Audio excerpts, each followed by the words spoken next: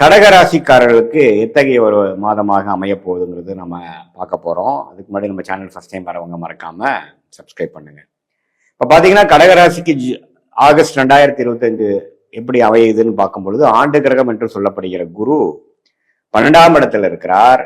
சனி 9ஆம் இடத்துல இருக்கிறார். அஷ்டம சனி முடிந்து 3 மாதம் ஆகிவிட்டதுங்கிறது நீங்க ஞாபகம் கொள்ள வேண்டும். ராகு 8ஆம் இடத்தில் குரு பார்வை பெறுகிறார். 2ஆம் இடத்தில் கேது இருக்கிறார். இத்தகைய ஒரு ஆண்டு கிரகத்தின் சஞ்சாரம் எப்படி இருக்குதுன்னு பாத்தீங்கன்னா 6ஆம் இடம் கடகராசிக்காரர்களுக்கு வலுக்கிறது. 6ஆம் இடம் என்று சொல்லப்படுகிறது ஒரு மாதிரியான ருணச்சத்ரு பாவம், அடுத்தவங்களோட மணி, கடன், உடல் உபாதைகள், வம்பு வழக்குகள், அது மாதிரி சில விஷயங்கள் குரு பார்வையால் தன் வீட்டை தன்னை பார்க்கக்கூடிய குருவால் வலுப்பெறுகிறது.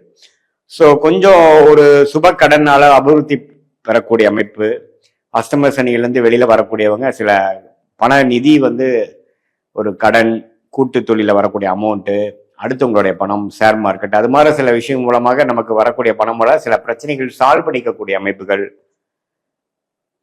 தொழில் மேன்மை பெறக்கூடிய அமைப்புகள், விரிவிப்பு, அதாவது தொழிலை அதிகரிக்கக்கூடிய, நாமளே விரிவடையக்கூடிய விஷயத்துக்காக ஒரு இது மாதிரி நிதி எடுத்து நம்ம பண்ணக்கூடிய அமைப்புகள் எல்லாமே காட்டுது. இதுல நீங்க முக்கியமா இருக்க வேண்டியது பாத்தீங்கன்னா அதிக கடனுக்குள்ள போய் மாட்டிக்க கூடாது.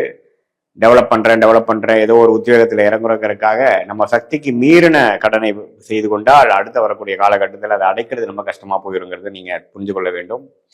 அதே சமயத்துல சனி 9ஆம் இடத்துல இருக்கிறார். அஷ்டம சனி முடிந்து விட்டது. 9ஆம் இடங்கிற பாகிஸ்தானத்தில் சனி இருந்து சில தகப்பனார் ரிலேட்டடான சில விஷயத்திலாம், சில ஆக்டிவிட்டிஸ், சில ஃபோக்கஸ் பண்ண வேண்டியது, சில எஃபோர்ட்ஸ் போட வேண்டியது, மெனக்கெடுவது, அது மாதிரி சில விஷயங்கள் இருக்கு. அதே சமயத்துல 8ஆம் இடத்துல ராகு இருக்குது. கொஞ்சம் தூர பிரதேசம் போறது, உடல் உபாதைகள் கொஞ்சம் பிரச்சனையாகி அப்படி சரியாகிறது.